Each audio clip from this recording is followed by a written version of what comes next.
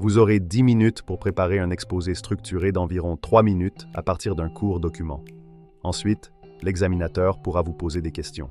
Voici le document. Réussite scolaire, l'impact de l'activité physique.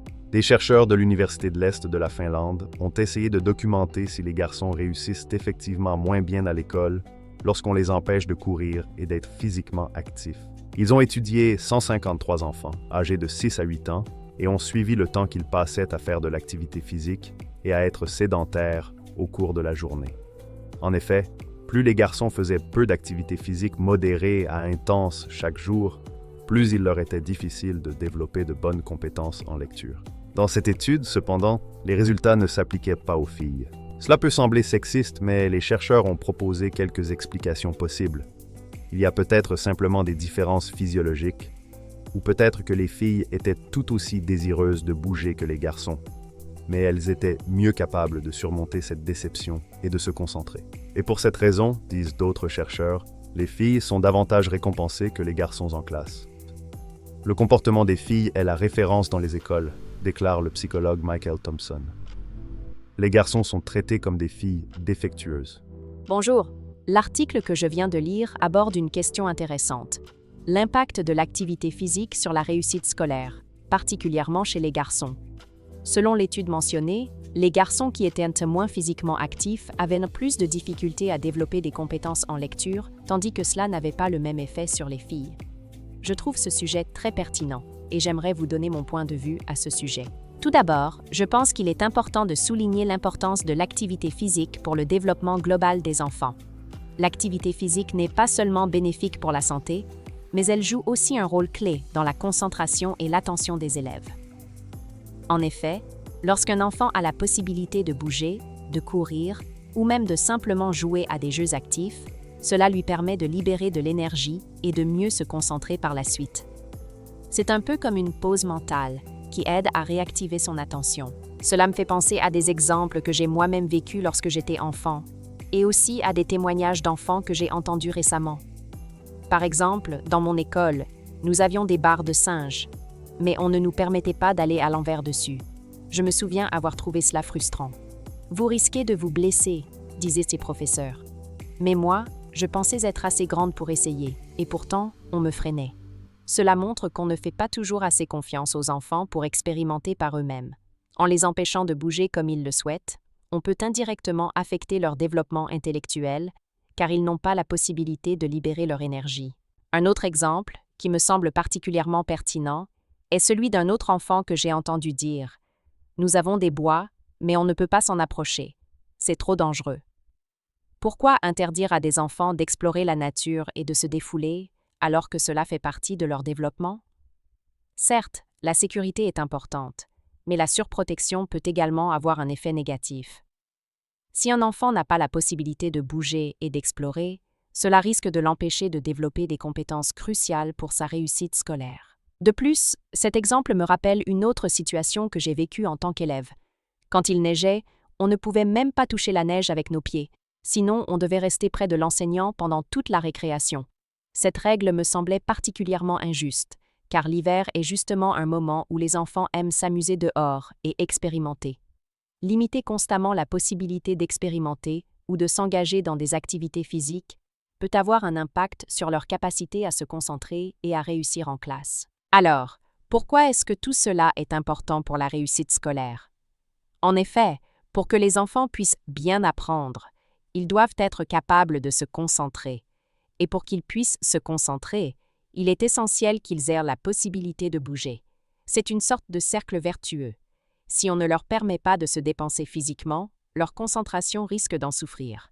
À l'inverse, s'ils peuvent libérer de l'énergie à travers des jeux ou de l'activité physique, cela les aide à mieux se concentrer pendant les périodes d'apprentissage. Je pense aussi que l'article soulève un point sur les différences entre garçons et filles.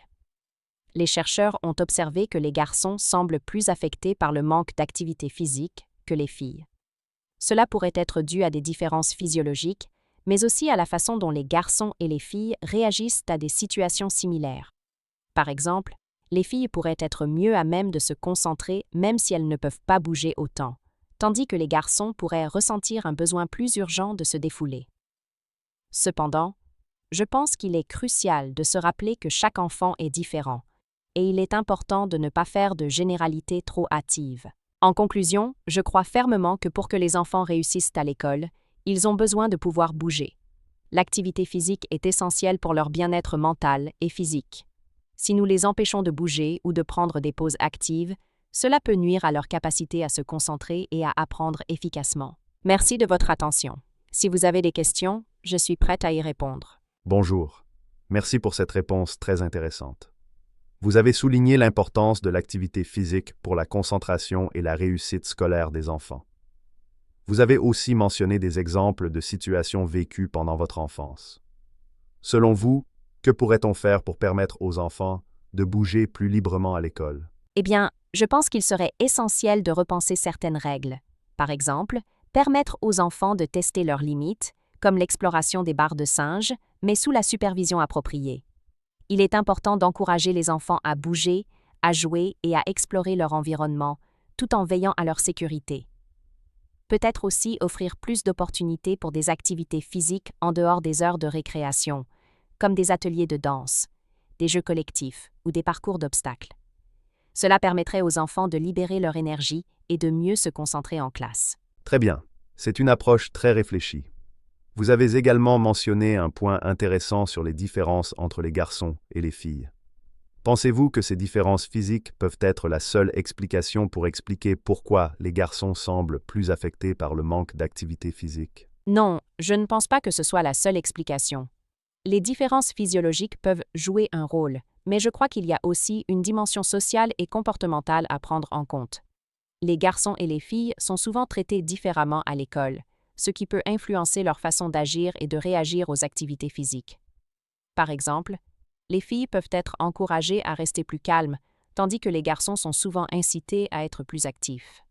Cela peut aussi expliquer pourquoi les garçons semblent plus affectés par l'absence d'activité physique. C'est une question complexe, et il serait important de prendre en compte la diversité de chaque enfant. Vous avez donc une approche nuancée de la situation, ce qui est très intéressant. Vous avez parlé de l'importance des pauses actives pour les enfants. Selon vous, comment pourrions-nous intégrer davantage ces pauses dans le programme scolaire, sans perturber l'organisation de la journée? Je pense que cela pourrait être intégré de manière progressive. Par exemple, on pourrait organiser des mini-pauses actives de 5 à 10 minutes toutes les heures. Ces pauses ne nécessitent pas nécessairement d'équipement spécial, juste un peu d'espace pour permettre aux enfants de se lever, de bouger et de se détendre avant de reprendre les cours. Cela pourrait être aussi simple que des exercices de respiration ou des étirements. Avec une organisation adéquate, cela ne perturberait pas l'emploi du temps, mais cela aiderait les enfants à rester plus concentrés et motivés tout au long de la journée. C'est une excellente suggestion. Enfin, pour conclure, quel message pensez-vous qu'il serait important de faire passer aux enseignants et aux parents concernant l'activité physique des enfants et son lien avec la réussite scolaire? Je pense qu'il est essentiel de souligner que l'activité physique ne doit pas être vue uniquement comme un moyen d'entretenir la santé physique, mais aussi comme un outil pour améliorer la concentration et les capacités d'apprentissage des enfants. Les enseignants et les parents doivent comprendre que les enfants ont besoin de bouger pour réussir à l'école. Il est important de créer un environnement où les enfants se sentent encouragés à bouger, à explorer et à prendre des pauses actives, sans se limiter à des idées de sécurité excessives. En permettant aux enfants de s'exprimer physiquement, on leur offre les meilleures chances de réussir mentalement aussi. Merci beaucoup pour vos réponses. Vous avez su apporter des exemples personnels et des propositions concrètes. Félicitations. Merci à vous pour cet échange enrichissant. Si vous avez un thème que vous voulez que j'aborde dans une prochaine vidéo, dites-le dans les commentaires. Obtenez DELF Réussite, notre cours express 100% gratuit. Le lien est dans la description de la vidéo.